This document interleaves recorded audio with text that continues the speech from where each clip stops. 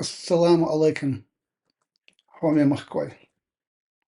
Дорогие соотечественники, сегодня я начинаю методологическое пояснение концептуальной программы развития чеченской национальной идентичности и достижения политических целей.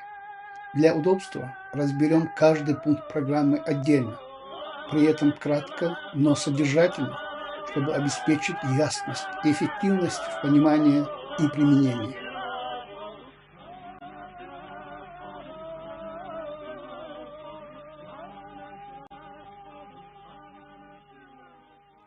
Настоящая работа представляет собой концептуальную программу, специально разработанную для сохранения и развития чеченской национальной идентичности, а также для мотивации к политическому самосознанию.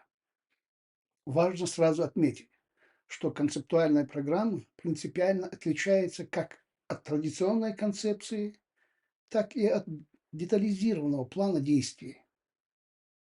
Концепция обычно представляет собой общее видение, идею или направление, определяющий подход к решению определенной проблемы.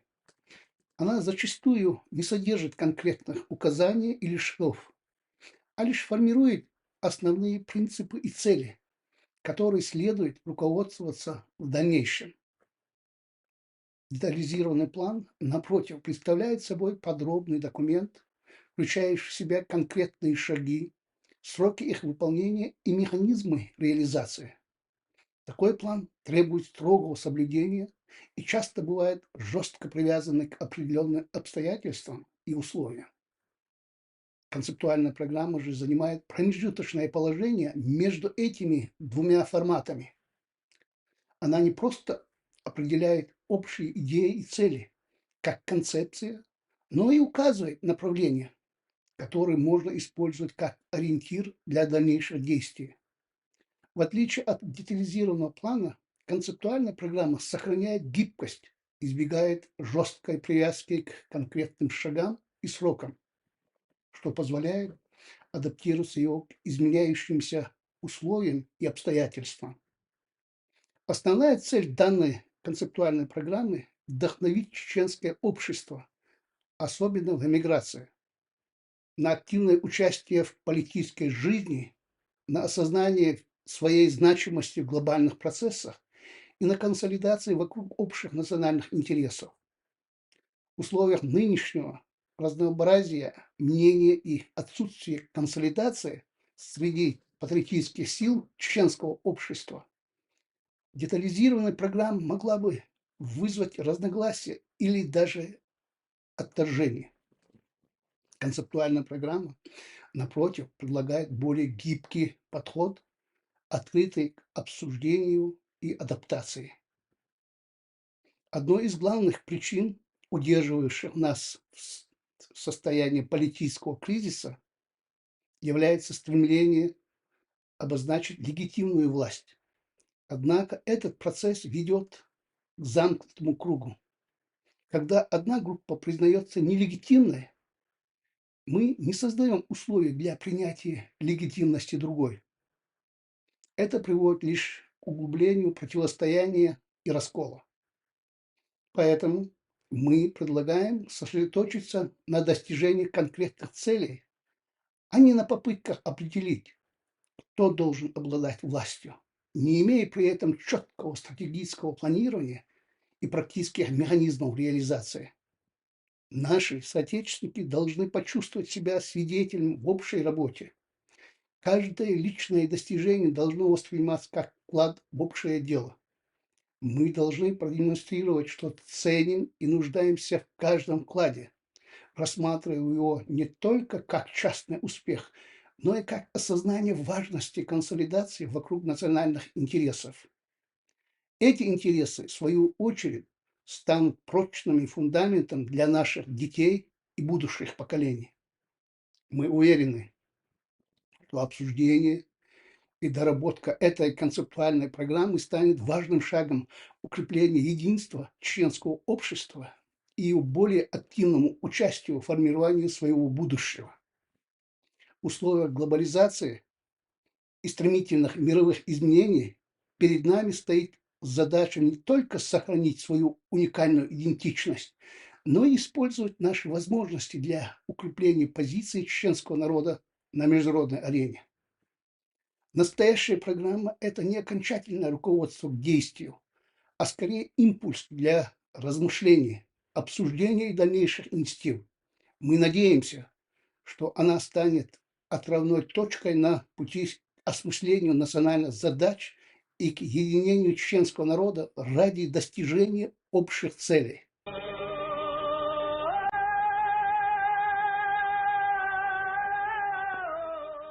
Язык – это не просто средство общения, но и основа культурной и национальной идентичности любого народа. Он передает традиции, мировоззрение, исторический опыт и ценности. Потеря родного языка часто ведет к утрате связи с культурными корнями и самобытностью. В этом контексте язык играет ключевую роль в сохранении идентичности народа. В истории множество примеров, когда колониальные державы использовали навязывание своего языка как инструмент управления и ассимиляции покоренных народов. Это позволяло им не только установить контроль над подчиненными территориями, но и подорвать их культурную самобытность. В таких случаях родной язык местного населения вытеснялся или даже запрещался, что создавало условия для его постепенного исчезновения. Навязывание языка колонизаторов происходило через образовательные системы, административные структуры и даже повседневной жизни. Знание языка колонизаторов становился необходимым условием для получения образования, работы или доступа к любым социальным благам. В результате местное население начинало воспринимать свой родной язык как нечто менее ценное или устаревшее, что вело к постепенной его маргинализации и исчезновению. Цель таких действий было подавление национальной идентичности, ослабление сопротивления и установление тотального контроля. Когда народ утрачивает свой язык, он теряет важную часть своего самосознания, становясь более уязвимым к внешним влияниям и манипуляциям. В конечном счете, это ведет к угасанию культуры и ослаблению сопротивления колониальному влиянию. Восстановление и сохранение родного языка – важный шаг укрепления национальной идентичности и противодействия культурной ассимиляции. Это процесс, требующий усилий со стороны всего сообщества, включая поддержку образовательных программ, медиа и культуры на родном языке.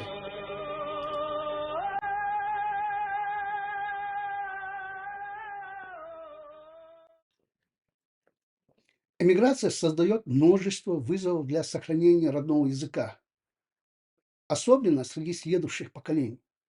Одним из главных рисков является ассимиляция в новую культурную среду, где доминирует другой язык.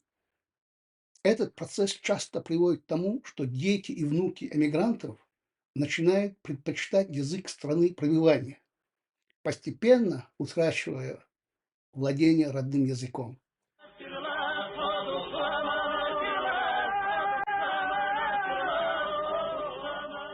Утрата языка среди последующих поколений.